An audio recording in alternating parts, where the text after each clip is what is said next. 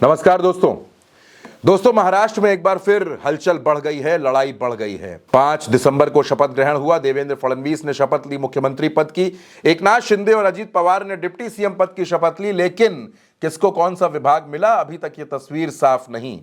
और इसी तस्वीर को साफ करने के लिए देवेंद्र फडणवीस और अजीत पवार दिल्ली के लिए रवाना हुए। दिल्ली पहुंचे अमित शाह और प्रधानमंत्री नरेंद्र मोदी, जेपी नड्डा, इन तमाम नेताओं से मुलाकात हुई, मंथन हुआ, मंत्रणा हुई, लेकिन इन मुलाकातों में एकनाथ शिंदे गायब रहे। एकनाथ शिंदे नहीं पहुंचे। दरअसल एकनाथ शिंदे दिल्ली गए ही नहीं। क्यों नहीं गए, उसके पीछे की तमाम वजह मैं आपको बताऊंगा। दोस्तों, महाराष्ट्र में लड़ाई बहुत ज्यादा बढ़ गई है और यह लड़ाई है विभागों के बंटवारे की। किसको कौन सा विभाग मिलेगा, यह आज की तारीख में एक पहेली सी बन गई है। पहेली इसलिए है क्योंकि एकनाथ शिंदे डिप्टी सीएम बन गए, लेकिन उन्होंने शर्त रखी थी कि गृह विभाग हमको चाहिए।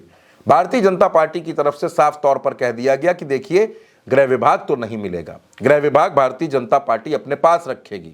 एकनाथ शिंदे नाराज हो गए। एकनाथ शिंदे को लगा कि बीजेपी लगातार उनकी हर मांग को अनसुना कर रही है।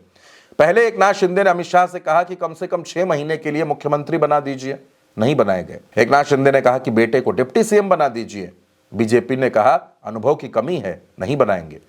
एकनाथ शिंदे ने कहा कि विधान परिषद में सभापति की कुर्सी उनकी पार्टी के हिस्से आ जाए, बीजेपी ने कहा नो, नहीं मिलेगी।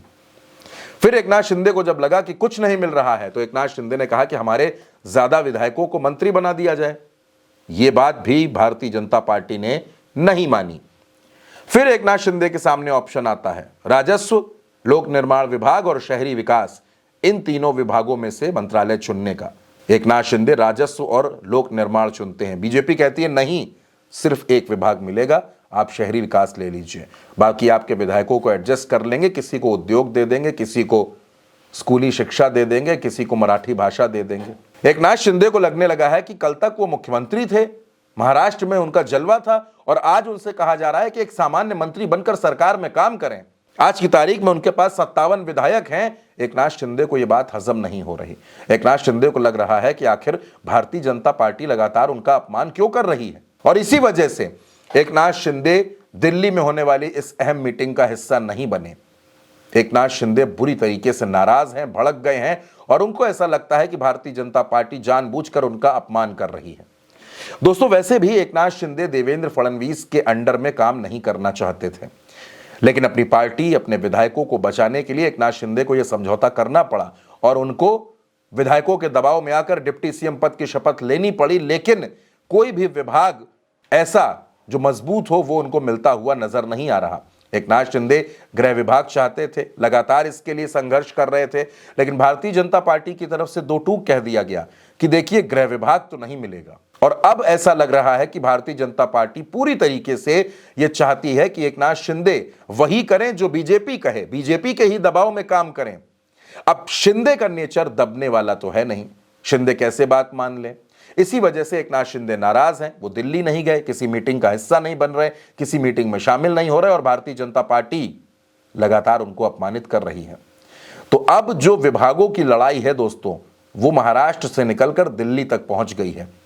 और विभागों की लड़ाई में ये जो पूरा सीन महाराष्ट्र की राजनीति में बन रहा है, इसकी वजह से नुकसान जनता का भी हो रहा है, क्योंकि लंबे वक्त से महाराष्ट्र सरकार के तमाम विभाग खाली पड़े हैं, मंत्रियों का इंतजार हो रहा है। एकनाथ शिंदे अपनी शर्तों से पीछे हटने को तैयार नहीं है, भले बार बार अपमान हो रहा है।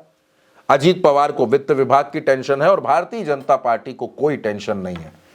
भारतीय जनता पार्टी असल में चाहती है कि एकनाथ शिंदे खुद महायुति छोड़कर चले जाएं।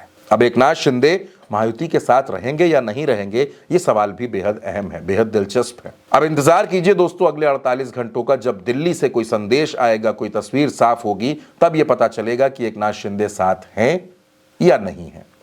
फिलहाल दोस्तों, इस वीडियो में मेरे साथ इतना ही। आप इसके बारे में अपनी राय कमेंट बॉक्स में जरूर बताइएगा। उल्टा चश्मा यूसी को सब्सक्राइब भी करिएगा।